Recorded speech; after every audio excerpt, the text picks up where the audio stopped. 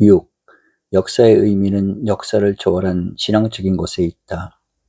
Q. 이성의 질서를 따르려는 인간의 입장에서 현재의 우리는 우리 역사를 어떻게 생각해야 할까요? A. 일본 교토 대학에 유명한 철학자 두 사람이 나타났습니다. 니시다와 다나베가 그들입니다. 아마 그들의 책이 독일어로 쓰였다면 오히려 독일인들이 두 사람의 철학을 공부했을 거라고 말하는 사람들이 많습니다. 두 철학자는 독일 계통의 철학을 공부했는데 철학자인 제가 볼 때 그들이 세계적인 철학자로 존경받을 수 있었던 것은 불교를 연구하고 불교의 변증법적인 정신을 찾아냈기 때문이 아닌가 합니다. 그들은 독일 철학이 해결하지 못한 문제의 열쇠를 거기서 찾았고 그래서 주목을 받았던 것입니다. 우리나라 불교는 오랜 역사를 가졌지만 불교를 철학적으로 이해해서 사상으로 연구한 사람은 제가 알기로 하나도 없습니다. 연세대학교 철학과에 계시던 김하태 박사님이 미국의 어느 대학 교수로 있을 때 위의 두 철학자 가운데 하나인 니시다를 연구하기 위해 대학에서 연구비를 받아 일본에서 연구했던 적이 있습니다. 또 미국의 유명한 감리교 신학자인 마이클 소는 일본의 미키 교수가 쓴 역사 철학을 읽고 아직 미국 학자들 가운데 이러한 생각을 가지고 역사를 얘기하는 사람은 없었다 라고 해서 감명 깊게 받아들인 적도 있습니다. 두 철학자 가운데 다나베 교수가 65세의 정년으로 은퇴하게 되었습니다. 후배와 제자들은 교수의 은퇴를 기념하며 마지막 고별 강연회를 마련했고 원로 철학자는 몇 시간에 걸쳐 연속 강연을 진행했습니다. 그것이 역사적 현실이라는 책으로 출간되어 철학 공부하는 학자들이 읽기도 했습니다. 그가 역사적 현실은 어떤 것인가 그런 얘기를 하면서 동양인들 사이에 전해 내려오는 이야기 하나를 소개해 준 적이 있습니다. 한 도둑이 있었는데 나이가 들어 시름시름 앓게 됐습니다. 그때 그의 아들은 아버지가 병으로 세상을 떠나면 자기는 앞으로 무엇을 하며 먹고 살아야 할지 앞날이 막막했습니다. 그래서 병으로 누워있는 아버지에게 이대로 돌아가시면 저는 어떻게 살아갑니까? 저에게 도둑질하는 방법은 가르쳐주고 가셔야 제가 그거라도 해서 먹고 살 것 아닙니까? 라고 부탁했습니다. 아버지가 그 얘기를 듣고 그래 내 말이 맞다. 오늘 방법을 가르쳐주마 하고는 그날 밤 도둑은 아들을 데리고 부잣집의 담장에 구멍을 뚫고 들어갔습니다. 아버지는 저기가 창고니까 물건을 훔치려면 창고로 가야 한다 라며 어디서 났는지 창고를 열쇠로 열고 안으로 들어갔습니다. 그러고는 여기서는 먹을 것을 훔쳐야 할 테니 쌀 뒤주를 찾아보자 라고 합니다. 뒤주를 찾아 뒤주의 문을 열더니 아들에게 여기로 들어가라 하고 말합니다. 영문도 모른 채 아들은 뒤주 속으로 들어갔습니다. 그랬더니 아버지가 뒤주를 닫고 열쇠로 잠그더니 난 집에 가 있을 테니 내가 알아서 나오든지 말든지 해라 라고 말하고 그곳을 나와버렸습니다. 아들이 쌀 뒤주 속에서 가만히 생각해보니 답답하고 한심합니다. 그래서 저렇게 나쁜 사람이니 평생 도둑질이나 해먹었구나 하고 생각했습니다. 아버지에 대한 원망과 불만이 가득 찼습니다. 그런데 원망은 다음 문제고 지금 당장은 뒤주 밖으로 나가는 것이 급선무입니다. 자칫하다간 주인에게 잡혀 맞아 죽을지도 몰랐습니다. 일단 쌀 뒤주 문을 열어야 하는데 밖에서 누군가가 열어주지 않으면 열 방법이 없습니다. 그래서 손톱으로 뒤주를 박박 긁었습니다. 주인 영감이 이상한 소리가 나네 쥐소리인가 하면서 창고로 들어오더니 뒤주에서 소리가 나는 것을 알고는 쥐를 잡아야겠다며 방에 들어가서 열쇠를 가지고 와서 뒤주문을 열었습니다. 아들이 기다렸다는 듯이 밖으로 뛰쳐나갔습니다. 영감은 도둑이 들어왔다, 잡아라 소리치고 그 소리에 온 가족들이 모여들었습니다. 아들 도둑은 도망을 가다가 갈 데가 없자 뜰 안에 우물이 하나 있는 것을 발견하고는 그 옆에 있는 빨랫돌을 들어 우물 속으로 던졌습니다. 첨벙 소리에 사람들이 도둑이 갈 데가 없어 우물에 빠졌다라며 도둑을 찾느라고 다들 우물에 머리를 쳐박고 있을 때 아들은 아까 뚫어놨던 구멍으로 빠져나왔습니다. 냅다 집으로 달려온 아들은 아버지에게 하나밖에 없는 아들을 사경에 빠뜨려 놓고 집에 와서 편안히 잠을 자는 아버지가 어디 있느냐라고 화를 냈습니다. 아버지는 아들이 빠져나온 얘기를 다 듣더니 도둑질이란 그렇게 하는 거란다. 궁하게 되면 통하는 것이 있는 법이다. 편안할 때는 모르지만 위험에 처할 때는 해결할 방법이 생기는 것이다 라고 말했습니다. 다나베 교수가 말하는 역사적 현실은 위기를 극복하고 발전하는 데 의의가 있습니다. 크고 작은 위기는 자꾸 우리에게 다가옵니다. 그 위기를 극복하는 사람은 승리자가 되고 그 위기에 패하는 사람은 망하게 됩니다. 또 이러한 위기 없이 조용히 편하게만 살면 그 민족은 흥하지 못하고 망합니다. 어떤 민족이든지 위기를 겪고 시련을 겪어야 발전합니다. 큐. 도둑 아버지와 아들의 이야기를 듣고 보니 위기와 시련을 겪는 우리의 역사적 현실이 쉬운 듯하면서도 철학적입니다. 역사에 대한 이런 철학적 사고를 하기 위해서는 역사 철학을 알아야 할 듯합니다. 역사 철학이란 무엇일까요? A. 역사 철학을 이야기하기 위해서는 먼저 과거, 현재, 미래라는 시간의 문제를 해결해야 합니다. 인간에게 현실이란 현재의 사실입니다. 나를 떠나서는 존재하지 않으며 나와 무관하게는 성립될 수 없는 사실이 현실입니다. 현재의 사실과 대치되는 과거의 사실을 밝히는 것이 역사라면 미래의 사실을 생각하는 것은 역사 철학의 범위입니다.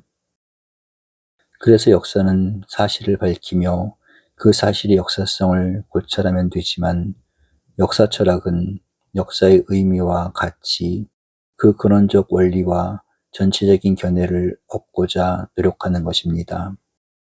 우리의 삶을 만들고 있는 시간은 자연적 시간이나 자연과학적 시간으로는 충분히 해명되지 못합니다. 아리스토텔레스는 과거는 존재하였고 벌써 존재하지 않는다. 미래는 장차 존재하려 하고 아직 존재하지 않는다. 과거와 미래의 분계선에 불과한 현재는 계속해서 옮겨가고 있다. 즉 존재하기를 그치고 있다. 라는 말로 시간의 뜻을 밝혔습니다. 그래서 자연과학적인 시간관념을 실천적 학문, 특히 역사학의 시간과 동일시하거나 혼동하는 것은 삼가야 합니다. 바로 역사철학이 실천적 학문으로서의 역사를 취급하는 중요성과 문제의식이 여기에 있습니다. 다시 말하면 현재는 실제하는 시간의 장소입니다. 이 장소는 어떤 공간적 위치를 말하는 것이 아닙니다. 사람들은 과거를 없으면서의 있음으로 봅니다. 과거는 이미 존재하지 않으나 기억 또는 회상의 작용을 타고 현재에 스며들어와 있기 때문입니다. 기억이나 회상이 없으면 과거는 존재할 수 없습니다. 미래는 있을 것으로서의 있음이라고 봅니다. 아직은 있지 않으나 예측, 기대 가능의 작용이 미래를 현재 속에 스며들게 합니다. 독립된 시간으로 있는 것이 아닙니다. 의식 및 정신작용의 내용으로서 있는 것입니다. 이에 비하면 현재는 있는 것으로서의 있음입니다. 그래서 실제하는 시간은 언제나 현재뿐입니다.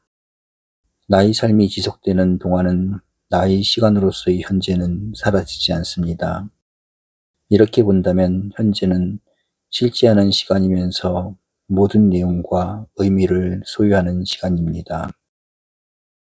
의식의 지속에 대한 자각이 시간이고 그 지속이 지각에 의해 단절될 때 현재가 되고 그 현재는 제각기 다른 내용을 포함하게 됩니다. 하이데거는 존재와 시간에서 현재는 선택, 결단, 자각의 장소라고 현재를 설명합니다. 다가오는 죽음을 앞에 둔 양심적 결단, 죽음으로 향하는 종말을 대하는 양심적 결의, 선구적 결의는 언제나 현재에서만 가능하며 미래를 향하게 됩니다. 역사 및 실천적 삶에 있어서의 시간은 삶의 내용을 위한 형식의 그릇으로 작용합니다. 미래는 내용이 없는 자연적 시간의 과거에 대응한 개념이고 장래는 내용이 있는 의지적 시간에서 미래에 대응하는 개념입니다. 그래서 실천적 위상에서의 시간은 의지적인 데서 의식적인 내용으로 바뀌며 그 의식적인 내용을 채우기 위한 자연시간으로 상정됩니다. 현재가 과거를 대할 때는 사실 판단이 앞서게 되지만 현재가 미래를 대할 때는 예측적인 가치 판단이 앞서게 됩니다. 현재가 미래를 대하는 이유는 현재를 위한 목적과 방향을 설정하기 위해서입니다. 현재가 과거와 미래를 동시에 대하는 때가 있습니다. 그래서 과거가 이러했기 때문에 미래가 이렇게 되어야 한다든지 미래가 성공적으로 해결되기 위해서는 과거가 되풀이될 수는 없다는 판단과 선택이 가능해집니다. 이런 경우에는 과거의 사실이 진실이어야 하며 예측되는 미래의 사실이 선이라는 가치 판단이 내려졌을 때 가능해집니다. 현재가 과거와 미래를 동시에 생각하며 판단을 내린다는 것은 행위의 결단을 동반하는 역사 참여를 위한 의미 있는 내용이 됩니다. 어느 때는 그것이 협력, 반항, 투쟁의 결과를 초래할 수도 있습니다. 그래서 현재가 과거를 향대했을 때는 사실의 진위가 큰 비중을 차지하고 미래를 향대했을 때는 예측되는 사실이 의미와 가치를 가지게 됩니다. 현재가 과거와 미래를 동시에 향대했을 때는 역사 참여의 행위까지 문제로 삼습니다. 그리고 현재가 영혼을 대할 때는 신앙에 의한 자기 초월의 가능성이 떠오를 수도 있습니다. Q. 교수님 말씀은 인간은 현재에 살면서 선택, 결단, 자각을 하게 된다. 그 과정을 통해서 과거를 바라본다면 과거는 역사로서의 의미를 갖게 되고 그 자리에서 미래를 생각한다면 미래는 단순한 현재 연장이 아닌 우리의 의식과 의지가 반영되는 장래로서 의미를 갖게 된다. 그러면서 미래는 역사 철학으로서의 의미를 갖게 되고 그것은 과거, 현재, 미래가 어떤 원인과 결과로서 의미를 갖게 된다라고 정리할 수 있을 듯합니다. 그렇다면 이제는 역사에서의 인과를 생각해 봐야겠습니다. A. 자연의 인과에는 인간의 참여 의지가 용납되지 못하지만 역사의 인과에는 인간의 참여 가능성이 허용됩니다. 인간은 과거를 변화시킬 수 없습니다. 그러나 현재의 선택과 결단에 따라서 미래를 개척해 나갈 수 있습니다. 사람들은 자연의 인과에는 예외나 우연이 용납될 수 없어도 역사에는 수많은 예외와 우연이 작용할 수 있다고 봅니다. 하나의 원인에서 하나의 결과가 나오는 인과관계가 아니라 하나의 원인에서 여러 가지 결과가 인출되는 것이 역사의 현실입니다. 그것은 정신적 선택과 자유의 가능성이 내재되어 있기 때문입니다. 만일 자연 인과만을 인과로 인정한다면 역사의 인과는 인과를 포함하면서도 초월하는 것이며 역사의 인과 판단은 사실 판단과 더불어 가치 판단이 동반된다고 봐야 합니다. 그래서 자연적 법칙들을 포함하는 법칙 이론이 성립되어야 합니다. 이러한 역사에 있어서 인과 정신은 자연히 사람들에게 심판의식을 안겨줍니다. 이기주의자들의 말로가 어떻게 되어야 하는지, 폭력과 수단을 정당시하는 삶이 장차 어떻게 되어야 하는지는 어느 누구도 부정하지 않습니다. 그것은 역사적 의미의 인과성인 동시에 역사적 심판을 수용하고 있는 삶의 현실입니다. 선이 삶에 도움이 되는 것이라면 그 결과는 행복을 초래하고, 악이 삶에 손해가 되는 것이라면 그 결과는 고통을 가져옵니다. 이러한 사실과 생각이 생활 습관이 되면 우리는 선의 가치와 질서를 어기는 사람에게는 고통과 불행이 오듯이, 역사의 원칙을 어기는 사회에는 무질서와 위기가 찾아오리라는 심판의식을 갖게 됩니다. 그래서 역사학자 아서 슐레징저 주니어는 역사를 먼 과거로부터 먼 미래까지 길게 바라보는 사람들이 많이 있다면 인류에는 희망이 있다 라고 했습니다. 그런데 역사의식에서 역사의 인과는 사실과 사건의 인과라기보다 역사의 내용과 의미에서 인과를 찾는 것이 주된 견해입니다. 역사는 결정된 절대주의가 아니라 상대적인 다원성에서 통합된 이념을 찾아가고 있습니다. 또한 역사는 우리 노력에 의해 변화를 가져오며 성장한다고 보는 편이 무난합니다. 그 노력은 창조적인 지도층에 의한 도전과 응전의 모습을 반영합니다. 헤겔은 존재는 변증법적으로 발전한다 라고 했으며, 헤라클레이토스는 만물은 유전하는 도중에 있다 라는 표현을 썼습니다. 그것은 역사는 항상 완성을 추구해가는 미완성에 머물 수밖에 없다 라는 것을 의미할 수도 있습니다. 왜냐하면 모순이 논리와 존재의 핵심이 되고, 모든 사물은 자기 자신에 있어 모순적이기 때문입니다. 모순이야말로 더 깊은 것, 더 본질적인 것으로 취급되어야 합니다. 동일성은 모순에 비하면 단순히 직접적인 것이며 죽은 존재의 규정이기 때문입니다. 그러나 모순은 모든 운동 및 생명체의 근원입니다. 자기 자신 안에 모순을 내포하는 한 그것은 운동과 활동을 일으킵니다. 그래서 사회학자들은 사회 속에서 일어나는 여러 가지 모순과 갈등을 규명하고 그것의 해소 원칙을 밝히려고 합니다. 모순과 갈등의 해소가 역사의 원리라고 볼 수도 있습니다. Q. 역사를 인과원리로 생각할 때 역사의 모순과 갈등은 역사를 먼 과거로부터 먼 미래까지 길게 바라보는 창조적인 지도층에 의한 도전과 응전을 통해 해소된다 라고 하셨는데, 그렇게 보면 인류는 미완성에 머물러도 완성으로의 희망이 있다고 정리해도 무리가 없을 듯합니다. 그렇다면 역사 연구의 대상과 보편적인 목적은 무엇인가요? A. 역사 연구의 원초적인 대상은 역사적 사실 또는 사건입니다. 이때 역사적 사실이라는 역사성을 전제로 삼는 것은 모든 사실과 사건이 다 연구 대상이 되는 것은 아니기 때문입니다.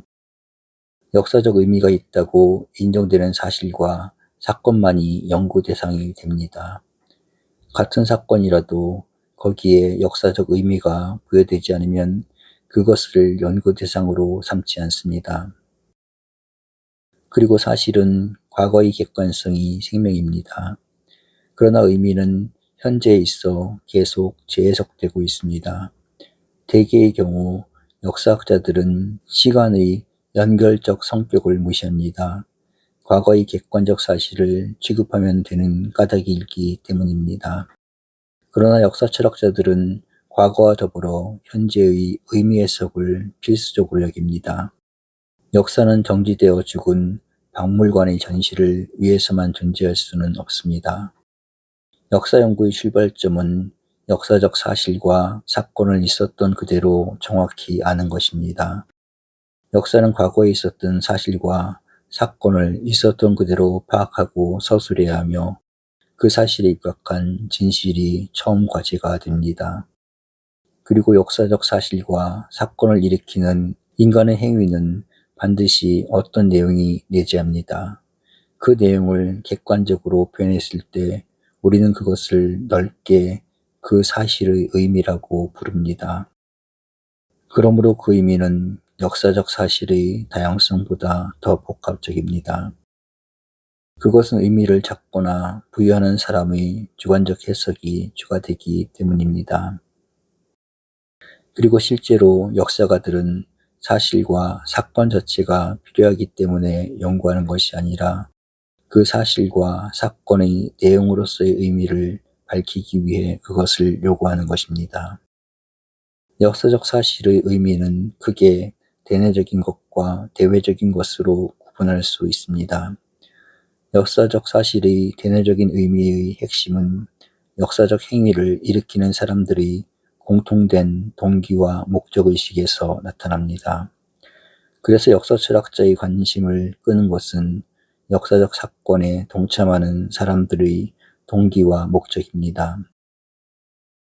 그 동기와 목적을 알게 되면 우리는 그 사건의 내적 의미를 어렵지 않게 파악할 수 있습니다. 그리고 역사적 사건의 대외적인 의미는 그 사건이 그 사회에 미치는 영향과 결과에서 주어집니다. 역사적 사건은 반복되는 것 같아도 역사에는 발전과 향상이 있습니다. 마차 바퀴가 돌아가는 것만을 보는 사람은 역사는 반복된다 라고 말합니다. 그러나 마차의 움직이는 방향과 위치를 살피는 사람은 역사는 반복된다고 믿지 않습니다. 바퀴를 보는 사람은 사실과 사건만을 보는 것이고 마차의 진로와 위치를 보는 사람은 역사의 의미를 보고 있기 때문입니다. 그래서 중요한 것은 외적인 사건의 변화가 아니라 내면적인 의미를 관찰하는 것입니다. 실증적인 역사학자와 관념적인 역사철학자의 차이점도 여기에서 나타납니다. 역사학자들은 알기 위해서 과거를 연구하는 것 같아도 역사학자들을 포함한 모든 사람은 행위와 실천을 위해서 역사를 알려고 합니다. 하이데거가 시간의 구조를 말하면서 다가오는 미래에 대결하기 위해서 현재는 선택과 결단의 시간으로 존재한다 라고 본 견해는 옳은 것입니다. 그 일에 도움을 주는 것이 과거의 지식입니다. 과거를 지니고 미래에 도전하는 현재, 그것이 우리 삶의 모습이며 시간의 성격입니다. 과거는 미래를 위한 예비적 조건이 되며 과거의 사실과 사건이 갖는 의미를 통해 더 좋은 행위로 미래에 도전하는 것이 역사입니다. 많은 철학자가 삶은 행함을 위한 예비적 조건이라는 것을 쉽게 인정합니다. 문제는 암과 지식을 독립된 것으로 취급하기 때문에 행위나 실천과 무관한 것으로 착각하는 데 있습니다. 수학이나 논리학은 그 자체가 독립된 지식으로 볼 수 있습니다. 그러나 그것들은 합리적인 사고의 산물이며 합리적인 사고는 객관적인 가치와 합리적인 행위가 삶을 뒷받침하고 있습니다. 하물며 윤리나 역사와 같은 실천적 학문에 있어서 지식은 행위와 실천에 이바지한다라는 사실을 부정할 수는 없습니다. 역사에서 과거의 삶은 미래에 대한 행위에 이바지해야 합니다. 역사 연구의 또 하나의 목적은 더 좋은 삶을 위해서입니다. 더 좋은 삶을 위한다는 것은 더 좋은 미래를 위한다는 생각과 통합니다. 역사의 참뜻은 미래지향성에 있으며 우리가 역사 속에 산다는 것은 새로운 역사를 창조해 간다는 의미입니다. 예를 들어 한국사를 연구하는 사람들은 조선왕조 500년 역사를 살펴보고 한국 민족의 약점 가운데 하나를 당파성이라고 말합니다. 유교적인 흑백 논리가 크게 작용했다고 평가하는 사람도 있고 지도층의 정치 경험의 부족을 지적하기도 합니다. 그래서 원수를 갚기 위해 서로 해치고 은혜를 갚기 위해 이기 집단을 만들어가는 동안에 나라는 파국을 초래했다고 얘기합니다. 그러면 은혜를 갚고 원수를 갚은 뒤에야 미래로 전진할 수 있다는 사고방식을 바로잡아야 합니다. 갚아야 한다라는 생각이 파당을 만들었고 미래로 향하는 개척 정신을 약화시켰습니다. 그런 과거 중심의 폐단을 역사 공부를 통해 시정할 수 있어야 우리는 더 좋은 삶과 미래를 개척하며 창조해 갈 수 있습니다. 그것이 역사 연구의 보편적인 목적입니다. Q. 역사적 사실과 사건을 있었던 그대로 정확히 파악하고 역사적 행위를 일으키는 사람들의 공통된 동기와 목적의식, 그리고 그 사건이 사회에 미친 영향과 결과를 지식으로 습득한다면 그 지식은 행위와 실천에 이바지해 더 좋은 삶과 미래를 개척하며 창조해 갈 수 있다라고 정리할 수 있을 듯합니다. 그런데 역사를 바라보는 연구자 또는 관찰자의 위치에서 합리적인 사고로 객관적인 가치와 합리적인 행위를 도출하기에는 자연과학에서와 같은 객관성으로는 부족할 듯합니다. A. 모든 학문과 사상의 기본이 되는 삶은 항상 유동적이면서도 새로운 전진을 거듭하고 있습니다. 그 변화와 발전은 한 가지 작용이 직선적으로 상승하는 것이 아닙니다. 삶 속에서 체험과 요해와 표현이 함께 이루어지는 것입니다. 경험은 인식적인 측면을 내용으로 하지만 체험은 전인적인 삶의 생동성을 내용으로 합니다. 이해는 인식적인 면에 비중을 두지만 요해는 전체적인 인식을 가리킵니다. 역사란 주어진 사건과 사실이라는 사료를 통해서 간접적으로 체험하고 유해하면서 그 내용을 표현해 가는 것입니다. 사실이 해석을 통해 의미가 되고 의미는 새로운 해석을 통해 더 높고 풍부한 의미로 나타나며 우리는 그것을 역사적 인식과 지식으로 받아들이게 됩니다. 역사적인 사건이 발생할 때는 사유보다는 정렬, 합리적인 가치보다 의지적 욕망, 객관적 가치보다 누를 수 없는 인간의 희망과 삶의 충동이 작용했습니다. 그래서 역사의 모든 내용은 누가 봐도 사유의 객관성으로는 충족될 수가 없습니다. 자연과학의 진리가 객관성에 있다면 역사의 진리는 타당성에 있습니다. 예를 들어 자연과학은 누구에게나 같은 원인의 같은 결과를 가져온다는 객관성이 있습니다. 그래서 객관성에는 사실이다, 사실이 아니다 라는 진위 판단이 가능합니다. 그러나 역사적 사건을 체험할 때는 100명의 사람이 100가지의 경험을 할 수밖에 없습니다. 그래서 타당성을 생각하게 됩니다. 타당성에는 그것이 옳다, 선하다, 받아들일 만하다 라는 가치 판단이 포함되어 있습니다. 타당성은 주어진 판단의 가치를 가리키기 때문에 객관성이 포함되며 마땅하다라는 가치의식이 깔려 있습니다. 더 나아가 받아들여도 좋다라는 수용성도 포함되어 있습니다.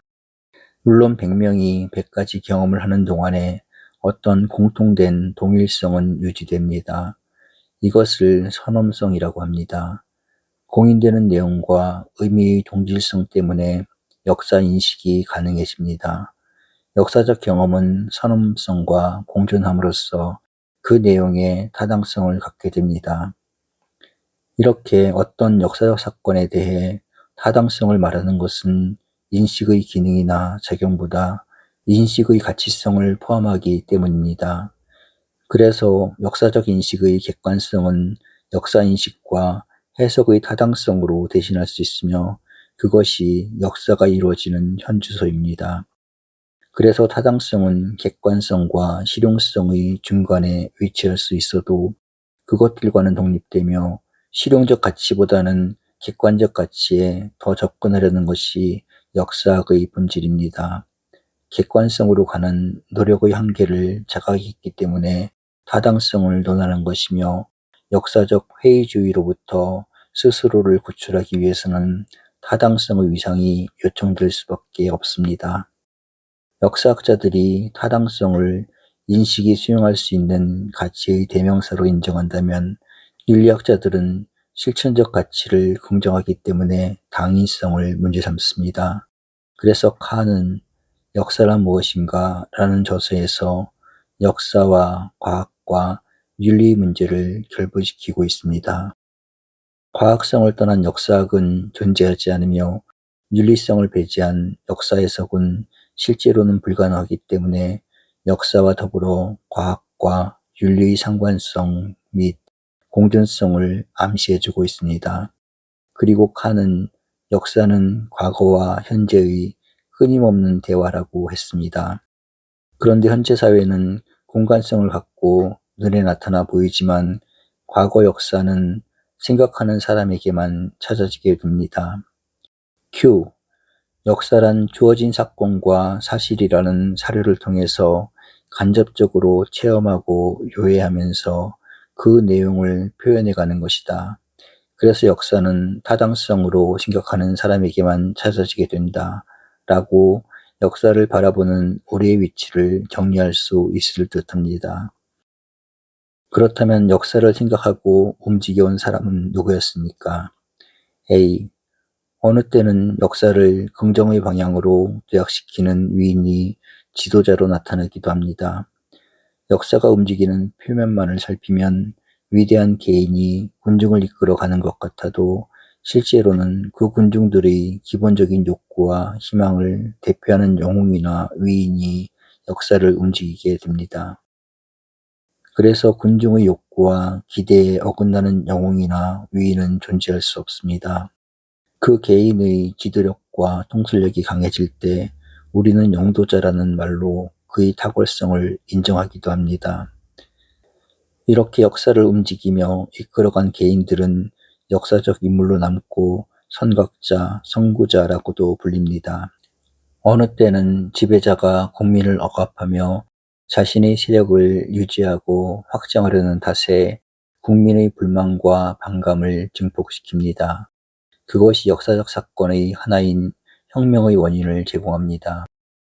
이런 혁명이 역사 발전의 원동력으로 갈등 해소와 모순의 혁신을 가져오기도 합니다.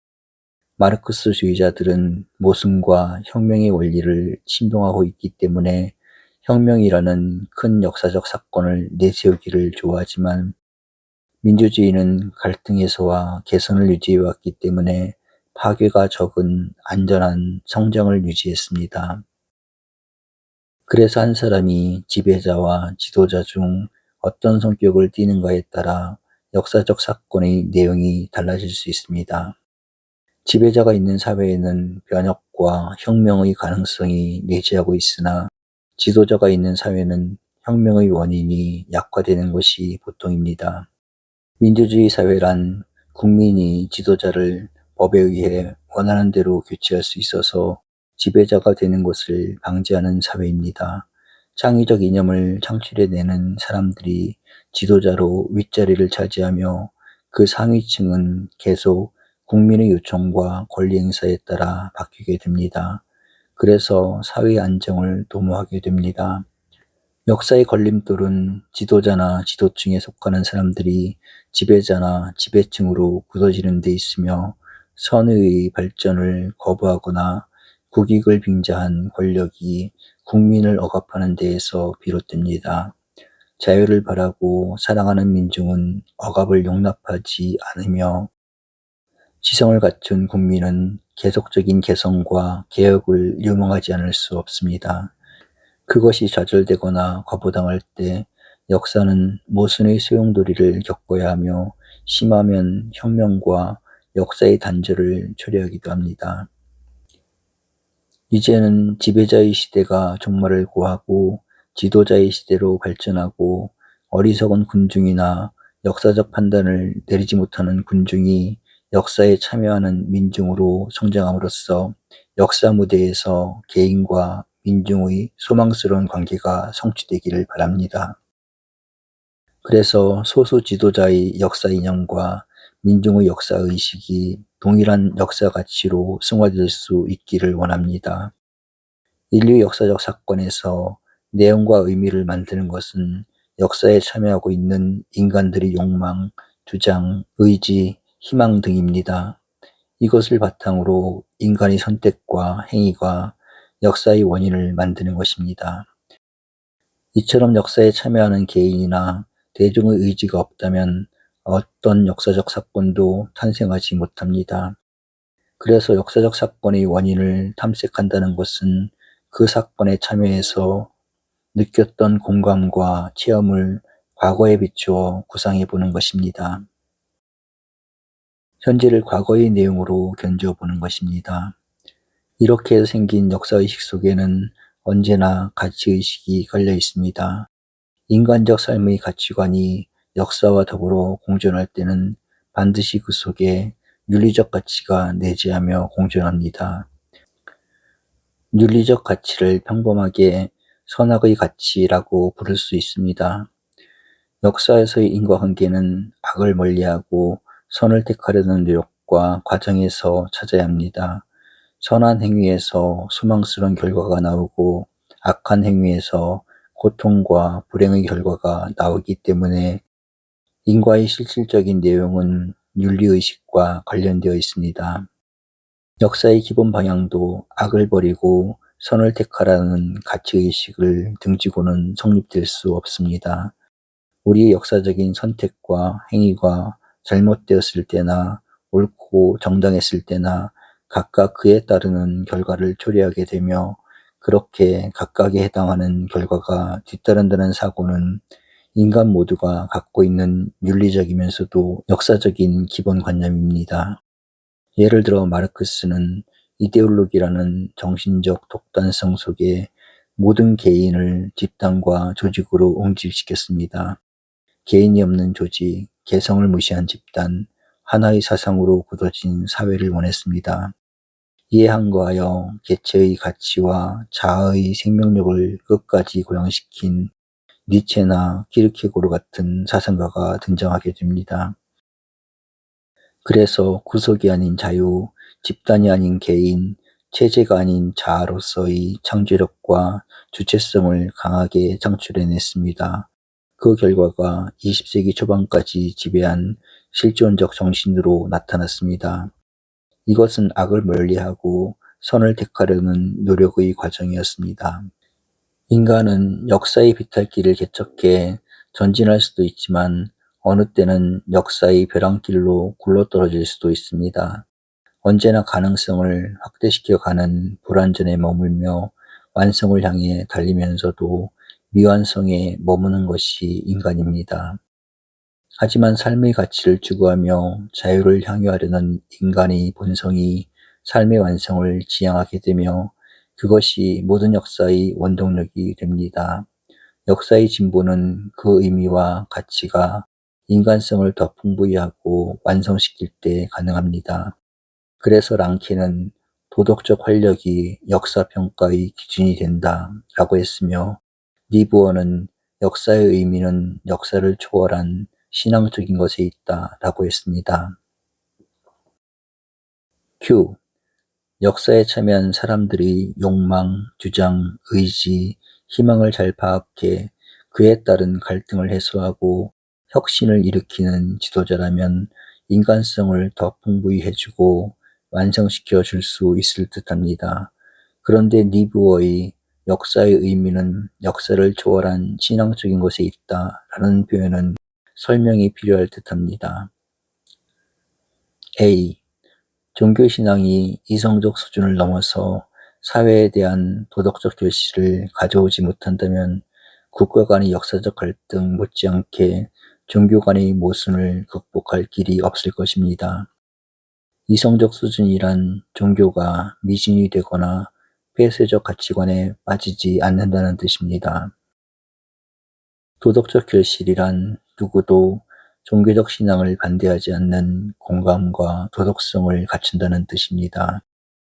이와 같은 종교의 최후는 하늘나라이며 하늘나라는 언제나 미래에 대한 약속입니다. 아브라함이 갈대아 우르 지역에 머물고 있을 때는 어디에 사는가가 문제였습니다. 그러나 하나님의 지시를 받고 가나안으로 떠날 때는 어떻게 살아야 하는가 하는 과제에 부딪히게 되었습니다. 이것이 종교적으로 봤을 때는 공간신앙이 역사신앙으로 발전하는 계기가 되었습니다. 여기서 출발하여 역사의 궁극적인 의미가 더 많은 사람이 좀 더 인간답게 살 수 있는 미래를 찾아가는 것으로 나타납니다. 그래서 구약과 신약의 지도자들은 미래에 대한 약속을 예언하게 되었으며 예언은 누구나 인정하는 상식으로 받아들여지고 있습니다. 그것은 역사가 미래지향적인 의미를 갖기 때문이기도 합니다. 구약과 신약의 예언자들은 역사를 초월한 제3의 위치에서 역사를 바라봤습니다. 그렇게 미래를 바라보며 현재를 미래의 어떤 목적에 부합시킵니다. 예언자들은 미래를 선언하고 요청하지 않을 바에는 역사를 이야기할 필요가 없습니다. 과거만 연구하고 믿는 신앙은 무의미합니다. 그것은 보이지 않는 것들의 실상을 말하는 신앙적 역사관에 어긋나기 때문입니다. 성경 말씀을 하나님의 말씀이라고 부르는 것은 하나님의 뜻은 미래에서 완성되는 것으로 믿고 있기 때문입니다. 그래서 예언은 신앙의 요청이자 역사의 책임입니다. 우리는 선으로 향하기보다 악으로 달리는 경향이 더 강한 것 같습니다. 악은 노력 없이도 가능하지만 선은 노력을 기울인 뒤에도 뜻하는 바에 도달하기가 어렵습니다. 그것이 우리 삶이고 역사입니다. 하지만 역사를 초월자의 위치에서 본다면 해야 할 일과 해서는 안 되는 일이 너무나 뚜렷합니다. 역사 과학이 사건의 의미를 찾고 역사 철학이 의미에서 인간성을 문제 삼았다면 종교는 역사의 초월적 의미를 취급하는 데 그 뜻이 있습니다. 역사의 바탕이 되는 것은 기본적으로 인간성입니다. 인간성은 우리 삶의 현실입니다. 인간은 어떻게 살고 있으며 또 살아야 하는가 하는 것이 문제입니다. 이렇게 인간은 자신의 삶 속에 자각과 자기반성을 갖고 있습니다. 미래로 향하는 초월성이 더 가치 있는 삶을 만들고 나아가 역사적 창조성을 가져옵니다. 종교를 떠난 인간의 삶은 인간이나 자연이나 인간과 사회의 차원에서 그치지만 종교는 그 위에 인간과 신의 관계를 더하고 거기에 더 비중을 둡니다. 그래서 인간과 자연의 차원에서 살아온 그리스 사회는 철학과 예술을 남겼고 인간과 신의 차원을 견지해온 구약과 신약 사회는 역사관을 형성해 주었습니다. 종교는 역사를 밖에서 바라보거나 영혼의 위치에서 대할 수 있도록 했습니다. 우주에서 지구를 바라보듯 인간의 역사를 논하고 시간을 넘어서 영혼의 차원에서 역사에 의미를 부여하는 것은 초역사적이라고 보아도 잘못이 아닐 것입니다. 이때 초역사라는 말은 역사를 부정하거나 거부하는 것이 아닙니다. 인간의 역사를 포괄하는 역사 초월을 의미하는 것입니다. 이렇게 역사에는 인간의 판단과 행위로는 어떻게 할 수 없는 엄연한 질서와 의미가 주어져 있습니다. 예수님 일생의 목적은 인간 사회와 역사 속에 하늘나라를 건설하는 데 있었습니다.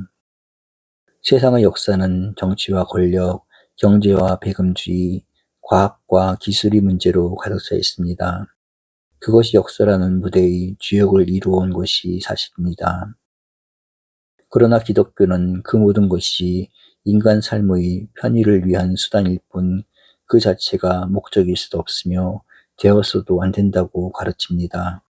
세계사의 모든 비극과 부조리는 목적이 되어서는 안 되는 수단이 목적으로 전환한 데서 비롯되었습니다. 물론 정신적 가치를 강조하는 사람들은 학문이나 예술 그 자체가 목적이 될 수 있다고 생각하기 쉽습니다. 그러나 기독교는 그렇게 생각하지 않습니다. 그것들은 정치, 경제, 과학과 마찬가지로 삶의 편리를 위한 가치로는 볼 수 있으나 그 자체가 궁극적 목적 가치라고 보지는 않습니다. 아무리 학문과 사상이 중하고 예술과 미의 가치가 고상해 보여도 그것은 궁극적인 최후의 가치는 못 됩니다. 궁극적인 가치는 모든 인간이 인간답게 살며 더 많은 사람이 사람답게 살도록 돕는 데 있을 뿐입니다. 우리는 윤리와 도덕의 가치를 높이 평가합니다. 그러나 윤리를 위한 삶도 도덕을 위한 인간도 잘못입니다. 윤리와 도덕은 목적이 아니라 인간의 완성과 인간다운 삶을 위한 길잡이입니다. 예수님 당시에는 도덕과 윤리에 해당하는 것이 계명과 율법이었습니다. 구약시대의 사람들의 관심사가 거기에 있었습니다. 그래서 예수님은 계명과 율법을 넘어서지 못하면 참 인간이 되지 못한다고 가르치셨습니다. 계명과 율법을 마치 벗어버려야 할 낡은 옷으로 여긴 것입니다. Q. 낡은 옷을 벗어버린다면 갈아입을 새 옷은 어떤 모습일까요? A. 만일 인간 목적관이 확립되어 이 사회가 인간 외에 입각한 박애정신으로 채워진다면 역사는 바른 진로를 찾게 될 것입니다. 휴머니즘의 완성은 새로운 역사의 이상과 이념이 되는 동시에 하늘나라로 향하는 길을 열 수 있습니다. 기독교가 다른 종교와 더불어 갖는 또 하나의 역사적 사명은 사랑의 질서를 정착시키는 일입니다. 만일 기독교와 예수의 교훈에서 사랑의 과제를 배제한다면 남는 것은 아무것도 없습니다. 사랑의 질서가 사회적, 역사적 의미를 가지려면 몇 가지 기본 과제를 해결해야 합니다. 하나는 자유와 평등의 갈등을 해소하고 공존하게 하는 정신사적 과업입니다. 옛날부터 역사는 자유에 치우쳐 평등을 약화시키거나 평등을 강조한 나머지 자유를 제약하고 구속하는 갈등과 불행을 되풀이해 왔습니다.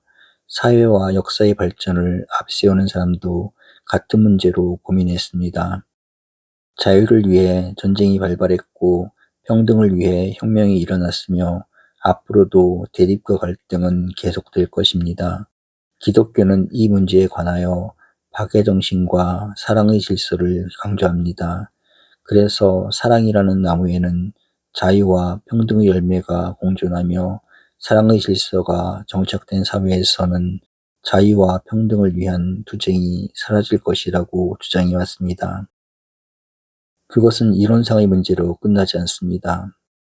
프랑스 혁명 당시 자유, 평등, 박애를 호소했으나 당시 지도자들과 크리스천들이 진정한 박애정신을 갖고 사회를 이끌고 사랑의 이념을 실천했다면 처참한 혁명은 자취를 감출 수도 있었을 것입니다. 역사의 비극은 인간 대 인간, 사상 대 사상의 갈등과 싸움에서 벌어지는 것입니다. 그런데 사랑을 실천하는 인간, 사랑을 제도화시킨 사회라면 역사의 많은 비극이 사라질 수 있습니다. 기독교의 사랑의 질서는 정의의 질서를 배제하지 않으면서 그 정의를 완성시켜가는 원동력입니다. 인도주의 정신이나 휴머니즘의 뜻이 바로 거기에 있습니다. 만일 우리가 끝까지 정의만을 호소하며 정의의 칼로 역사를 다스려 간다면 인간은 비극을 면치 못합니다. 그러나 정의의 질서 위에 사랑의 질서를 세운다면 인간은 행복을 누리고 사회는 풍요로움을 더하며 역사는 인간적 삶의 가치를 보장받게 됩니다. 이때 지식과 이론으로 역사에 참여하기보다 의지와 정열로 역사에 동참하는 사람이 더 강한 추진력으로 역사를 건설하는 역군이 되었습니다. 이와 마찬가지로 신앙적 신념과 사명을 갖고 역사에 참여하는 사람이 더 강력한 역사의 주인공이 될 수 있습니다. 짧은 생각, 버림받아야 할 악이 종말을 구하고 역사의 완성과 구원의 성취가 역사의 궁극적 목적으로 영원히 남는다면 역사의 종말론적 해석을 기독교에만 국한시킬 필요는 없을 듯합니다. 우리 역사에서 인류에게 희망을 준 인물을 생각할 때 소크라테스와 공자가 가장 먼저 떠오릅니다. 소크라테스는 어떻게 살지 그리고 그것만큼 중요하게 어떻게 죽을지를 보여줬습니다. 그는 대부분의 사람들과는 다른 방식으로 그러나 더 훌륭하게 살고 죽었습니다. 공자는 어떻게 살지 그리고 다른 사람들을 어떻게 살게 해야 하는지 가르침을 주고 모범을 보여줬습니다. 그래서 소크라테스는 서양에서 철학의 주류를 이뤘고 공자는 동양에서 도덕과 윤리의 커다란 흐름을 이뤘습니다.